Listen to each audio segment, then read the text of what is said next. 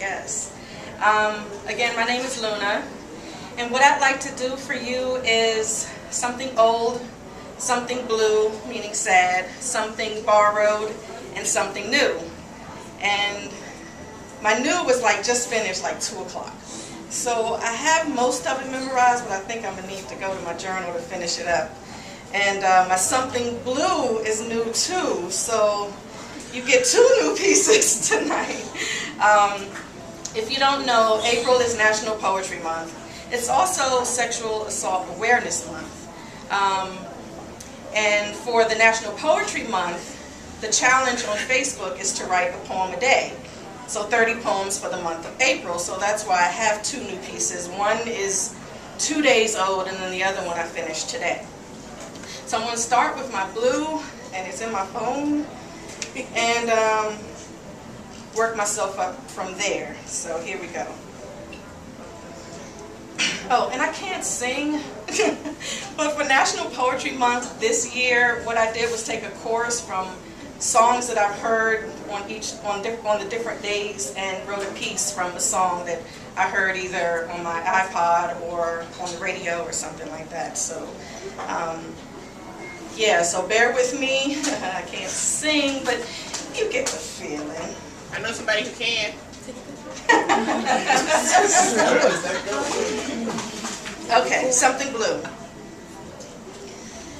The first cut is the deepest, baby, I know. The first cut is the deepest, baby, I know. When I saw her arm and saw how she etched her pain in neatly lined scars, my heart stopped, paused in shock and then sadness. And before I took my next breath, I wondered, how could she do this? Cut her own flesh repeatedly. How could she make her own self bleed? Can't comprehend such a thing. How could this be? How could she do this to self, crying out for help by opening her flesh instead of her mouth? What kind of thoughts come about when one presses blade to arm, when one does themselves harm? What type of things do you think of when you draw first blood, and then second, and then so on? What's going on in your life that's so bad, baby girl? I know this world is cruel, but you don't have to do this. And while I'm glad it wasn't your wrist, it still hurts like shit to know your tears poured through wounds and crimson hues, pushed through by your tidal wave of fears. Dear child, I hear your pain.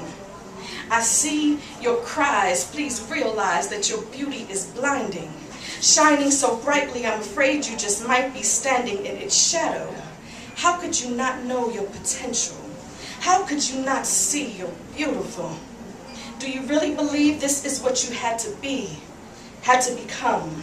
If this is what it comes down to, then I feel like I failed you at some time, somehow, and in some way I'm sorry. Sorry I didn't lead by example. Sorry I didn't show you my scars. I wasn't trying hard to hide them. They've just been with me so long I wear them like skin. I cry them like blood. I breathe them like air. Did you not think I cared?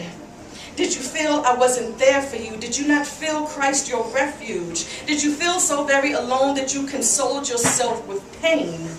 And if so, would you do it again?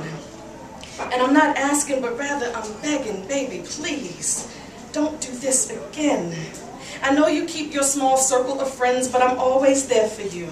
And Jehovah Jireh, he's there too, your provider. Whatever you need, call on his name. Whatever your pain, just ask and he'll take it away. Take time to pray. Pray those evil spirits away that wish to harm you. And whatever you do, forgive anyone who's wronged you. But baby girl, this is not you. And I refuse to let it rest. Oh, what I would give to write love on her arms, to tattoo your beautiful along shooting stars, or budding from blossoms with blue butterflies, tattoos that smile at you whenever you cry. Please try to see the beauty in things, the beauty in you. Trust in the Prince of Peace, and to thine own self be true. Baby girl, you will make it through. You are beautiful, and you don't have to do this again. The first cut is the deepest, Baby, I know the first cut is the deepest. Baby, I know.